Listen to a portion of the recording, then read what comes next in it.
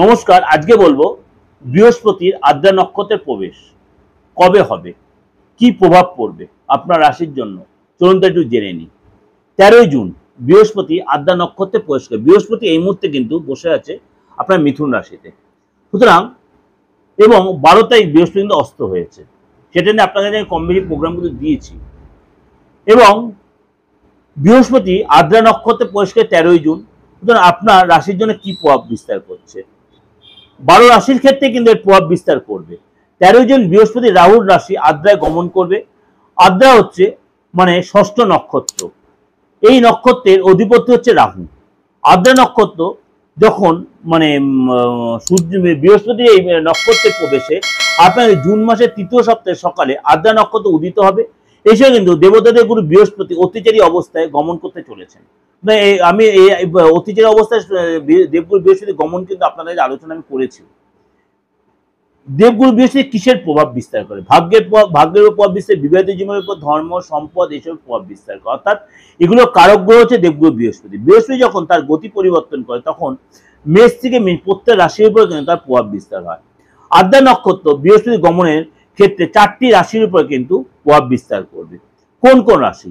প্রথম রাশি হচ্ছে মিথুন রাশি।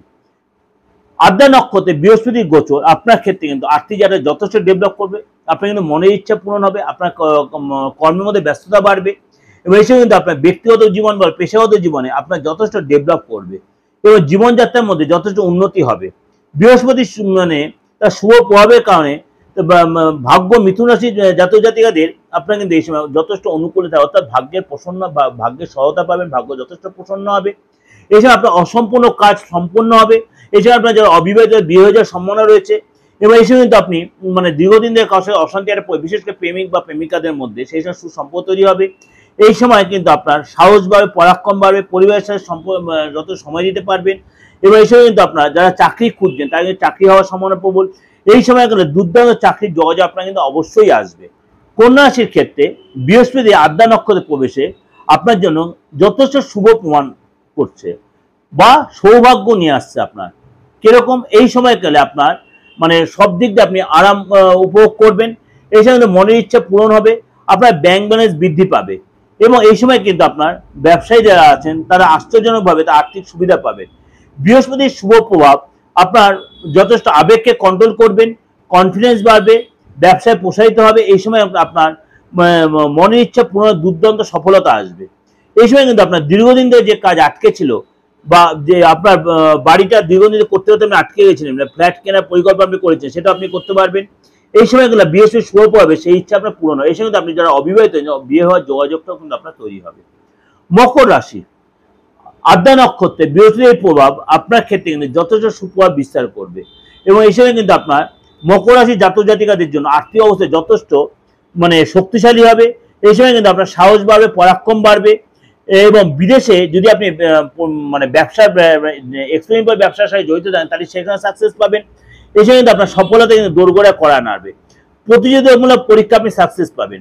শিক্ষার্থীরা সরকারি চাকরির সুযোগ পেতে পারেন এবং এই সময় কিন্তু আপনার মকর রাশির জাতক জাতিকারা কিন্তু যদি কোনো বিবাদে আটকে যান বা দীর্ঘদিন কোনো লিটিগেশন আটকে যায় সেই সময় কিন্তু আপনার লিটিগেশন কেটে যাবে এবং এই সময় কিন্তু আপনার আবার পুরনো সম্পর্ক আপনার অনেক বেশি দৃঢ় এবং আপনার টাইট হবে, অর্থাৎ অনেক বেশি আপনার পুরনো সময় অনেক বেশি দৃঢ় হবে এবং আপনার যে অশান্তি ছিল সে অশান্তির অবসান হবে।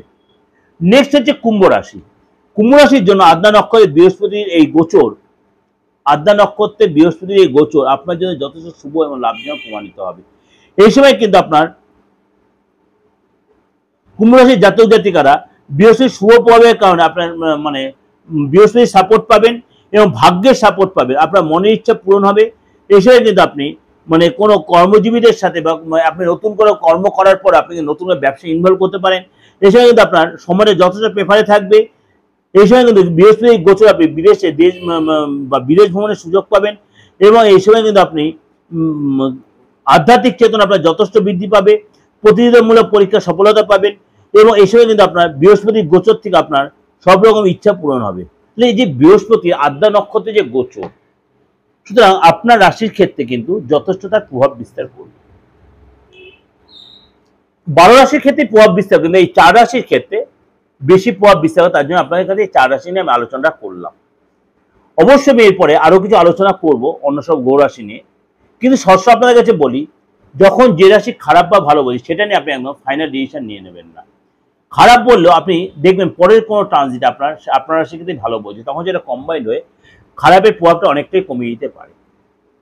এটা কিন্তু আপনাদের ওভারঅল একটা প্রেজেন্টেশন দিলাম। ভালো অবশ্যই লাগে, ভালো হলে অবশ্যই লাইক করবেন, সাবস্ক্রাইব করবেন, অন করবেন, যত লোক শেয়ার করবেন। আর যোগাযোগ করতে হলে মানে বাস্তবতা বলুন, তন্ত্র যে কোনো প্রবলেম সলভ করার জন্য অবশ্যই আপনি আমার সাথে যোগাযোগ করুন। আপনার ডেট অফ বার্থ নেই, কোনো অসুবিধা নেই, আপনি যে কোনো বয়সের যে কোনো ধর্মের লোক হাতটা দেখে ফেসটা রিড করে আপনি অবশ্যই তার অনলাইনে প্রেডিকশন নিতে পারেন। অনলাইনে এত বড় কথা বলছি, আপনার সাথে চেম্বার আসতে এমন কোনো কথা, দেশের যে কোনো প্রান্তে এবং বিদেশ থেকেও যারা আছেন অবশ্যই আপনি কিন্তু অনলাইনে আপনার প্রেডিকশন নিতে পারেন। তার জন্য প্রপার হাতের ছবিটা দেবেন আর মুখের ছবিটা দেবেন, কারেন্ট মুখের ছবিটা দেবেন, তাহলে আপনি বিচারটা অনেক বেশি ক্লিয়ার পাবেন। ভালো থাকবেন, নমস্কার।